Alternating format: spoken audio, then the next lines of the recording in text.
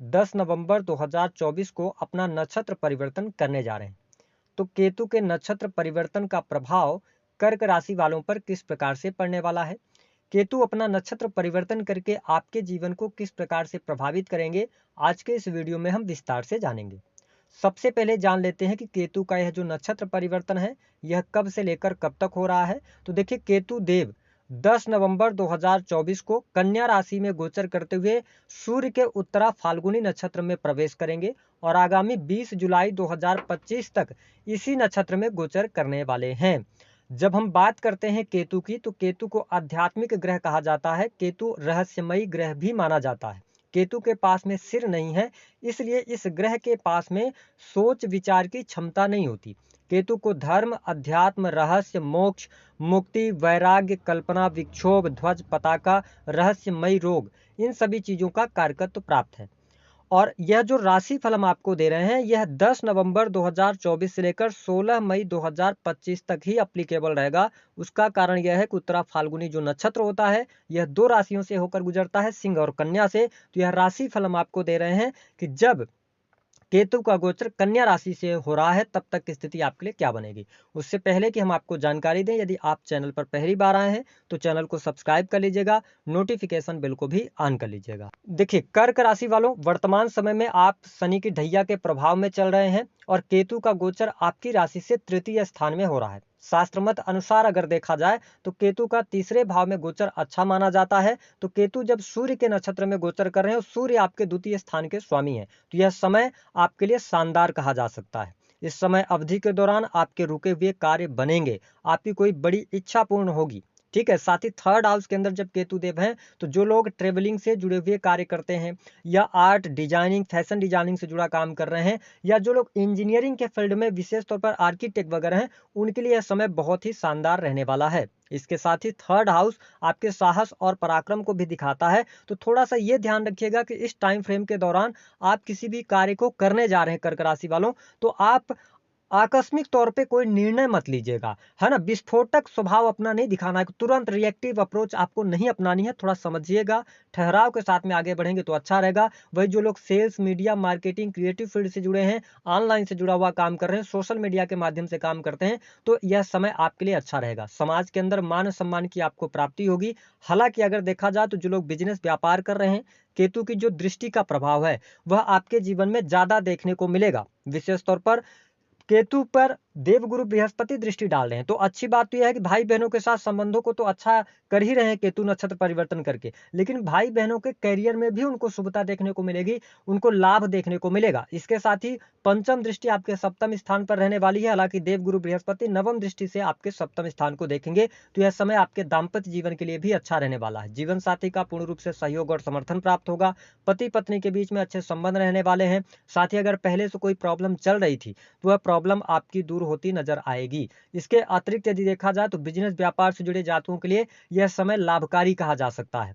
अगर पहले से आपके बिजनेस में कोई प्रॉब्लम चल रही थी, कोई समस्या चल रही थी, तो वह समस्या आपकी दूर होगी। साथ ही रुका हुआ फंसा हुआ पैसा भी आपको मिलेगा। कर्क लग्न या कर्क राशि है आपकी, तो इसके साथ में अगर देखा जाए तो आपके लिए जब ये नवम भाव को देख रहे हैं सातवीं दृष्टि से, जहां पर राहु देव विराजमान है, इसका मतलब यह है कि कर्क राशि वालों यह समय आपको इंगित यह कर रहा है कि अगर आप धर्म अध्यात्म के साथ जुड़े रहते हैं तो आप जीवन में राइज करेंगे। ठीक है, साथ ही धार्मिक क्रियाकलापों के साथ में जुड़कर यदि आप रहते हैं तो आपकी बहुत सारी निगेटिव स्थितियां पॉजिटिविटी में बदल सकती हैं। साथ ही पिता की हेल्थ को लेकर थोड़ी सी यहाँ पर प्रॉब्लम होती हुई नजर आ रही है। हालांकि अगर देखा जाए तो जो लोग नौकरी कर रहे हैं, नौकरी कर रहे जातकों के लिए अच्छा समय रहेगा। नौकरी में आपको सफलता प्राप्ति के योग यहाँ पर दिखाई देते हैं।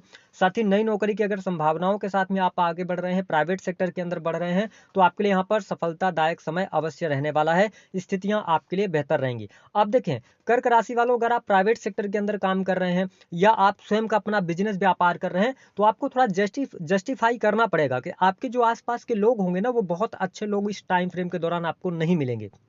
हो सकता है कि वो लोग आपका टाइम जाया करें, हो सकता है कि जो आपको सलाह देने वाले लोग हैं, है ना? थोड़ा-सा जो उनका अप्रोच होगा ना, वो कहीं न कहीं से अच्छा नहीं रहेगा। तो मैं आपके लिए यही सलाह दूँगा कि इस टाइम फ्रेम के दौरान आप लोगों पर अंधविश्वास करके ना चलें, अन्यथा आपके लिए प्रॉब्लम क्रिएट हो सकती है। आस-पास के लोगों को आपको चेक करने की आवश्यकता रहेगी। हालाँकि इसके साथ में कुछ गलत लोग आपको मिलेंगे, ठीक है? तो अगर आप पार्टनरशिप वगैरह की तरफ बढ़ना चाह रहे हैं, किसी नए बिज़नेस की शुरुआत करना चाह रहे हैं, किसी नए व्यक्ति के साथ में शुरुआत करना चाह रहे हैं, तो थोड़ा आप ठहराव के साथ में जाँच-पड़ताल करने के बाद ही आप आगे बढ़ेंगे तो अच्छा रहेगा। हालाँकि घर-परिवार की स्थितियों के लिए केतु का यह गोचर आपके लिए अच्छा रहेगा। घर-परिवार में खुशहाली का माहौल रहने वाला है, चीज़ें आपके लिए बेहतर रहेंगी। वहीं प्रॉपर्टी से जुड़े मामले भी यहाँ पर हल होते हुए नज़र आ रहे हैं। लेकिन अब देखिए, देवगुरु बृहस्पति जब आपके 11th हाउस से गोचर कर रहे हैं और केतु की नवम दृष्टि जो है वह देवगुरु बृहस्पति पर पड़ रही है। इससे क्या होगा, सोशल दायरा आपका बढ़ेगा। अगर आप एनजीओ वगैरह में लगकर काम कर रहे हैं या खुद का एनजीओ वगैरह चलाते हैं तो आपके लिए अच्छा समय यहाँ पर देखा जा सकता है।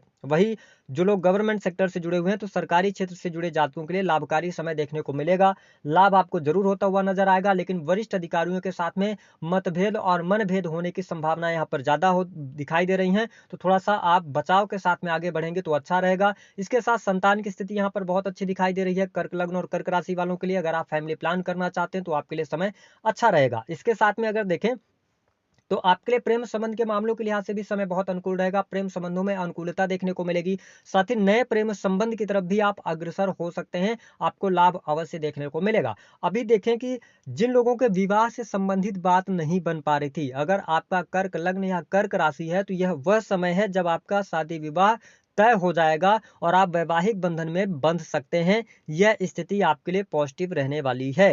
साथ ही यदि आपके जीवन में कर्ज बढ़ा हुआ था तो आप देखेंगे कि दिसंबर के बाद यानी जनवरी से जो आपके लिए टाइम फ्रेम शुरू होगा तो धीरे-धीरे कर्ज कर्ज से भी आप बाहर निकलना शुरू कर देंगे। स्थितियां आपके लिए बेहतर रहेंगी। वही एजुकेशन के मामले के लिहाज से भी समय अच्छा रहेगा। अगर आप विदेश जाकर पढ़ाई करना चाहते हैं या आप किसी भी प्रकार के मतलब एजुकेशनल संस्थान में आप एडमिशन लेना चाहते हैं तो यह समय अच्छा है। पढ़ाई-लिखाई के लिए भी अच्छा रहने वाला है। अब बात कर लेते हैं कि किन चीज़ों का आपको ध्यान रखना है। कैसे राहु के मायाजाल कैसे केतु के मायाजाल को समझना है और कैसे यूटिलाइज़ करना है। देखिए, शास्त्रों के अनुसार और मेरा जो अनुभव रहा है, जब भी गोचर में 3rd हाउस में केतु आते हैं, तो ध्यान रखें कि आप अपने आप पर डाउट ना करें, ठीक है? आप मेहनत भी करेंगे, आप एफर्ट्स भी डालेंगे, तो कई बार रिज़ल्ट तुरंत आपके सामने नहीं आएगा। तो कर्क राशि वालों, आपको हताश होने की आवश्यकता नहीं है, बल्कि आप मेहनत करते रहें, ठीक है? और अपने बारे में बैठकर बहुत ज़्यादा ना सोचें या बहुत ज़्यादा ऐसा ना बोलें कि आप बहुत मेहनत कर रहे हैं, रिज़ल्ट नहीं आ रहा। क्योंकि जो आप बोलेंगे वही चीज़ें होंगी, ठीक है? जैसा आप सोचेंगे वो चीज़ें आपको परेशान करने वाली होंगी। तो ध्यान रखिएगा कि नेगेटिविटी से आपको बचना है। दूसरी बात यह है कि बहुत ज़्यादा छोटे भाई-बहनों के साथ में संबंध तो अच्छे हैं, लेकिन समाज को देखकर और अपने आप में कमियाँ निकालने से आप बचिएगा। जिद को थोड़ा-सा छोड़ने की आवश्यकता रहेगी। कुछ बाहरी लोगों के, मैंने बताया कि गलत लोग भी आपके आस-पास रहेंगे, तो जो सही रहेंगे, सही और गलत का की परख करके और लोगों की सलाह को आप मानेंगे तो आपके लिए अच्छा रहेगा।